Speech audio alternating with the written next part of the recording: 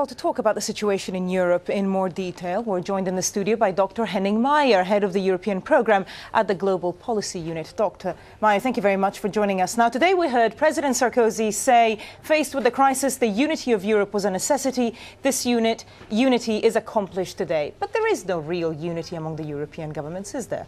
No, beyond the rhetoric of we are united in Europe and try to tackle this crisis collectively, in hard policy terms, there is not much of unity. And the reason for that is also quite straightforward, because the national interests in different national European countries are quite different. If you look at the banking sector, how they are organized, how their exposure is to the risks that we're seeing at the moment, you can see that some countries are much more exposed than others. A lot of people that will agree with our previous guest when he said that there's a need for concerted, coordinated action between countries. But do you think Europe really needs that? Is that what Europe should aim for? Because, as you mentioned, the economies are so different and they're being affected in very different ways. Yes, I mean, this is what would be needed in Europe. There is one single market, there is especially one single integrated financial market.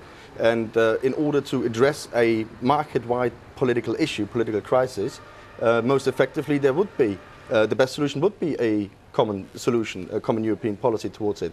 But for the given reasons, I just can't see that happening. Also, as the previous commentator rightly said, there should be, beyond Europe, there should be some sort of global response to that. And even though there are not the effective governance mechanisms that you would actually want, there are some, let's put it that way, governance mechanisms in infancy. For instance, the Transatlantic Economic Council, which has failed to address the issue of the financial turmoil. So there should be a global solution to this. There should definitely be a European solution to this, but I unfortunately can't see that happening at the moment. Do you think perhaps they should take little coordinated steps? For example, we've seen the deposit guarantees today of certain countries announcing it and fearing that perhaps other countries would then put their money in the countries that have guaranteed it. Well, this was a typical example of a European policy paradox. You had one country taking the lead. On aggregate, it's putting a pressure on other countries to follow suit. If everybody follows, on aggregate, the result might not be favorable for the whole market. But because of this political pressure, because of the financial pressure that the money might flow out of the country, might go into the countries that do grant these guarantees, other countries are pressured to follow suit. So, yes, this is an unfortunate situation. Who are the most vulnerable countries in Europe right now? Well, this is hard to say because nobody really knows what's still in the closet. But certainly, though, some southern European countries have been saying in the press that actually they're okay and this is just a problem for the UK.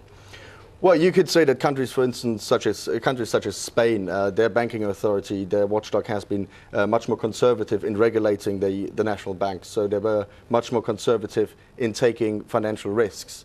Therefore, again, this is a problem for a common European solution to this problem, because of these more conservative policies for their banks. The Spanish situation is completely different, let's say, to the UK situation. Therefore, any common European solution would probably be, if there's a European fund, there would be a certain percentage point in relation to GDP.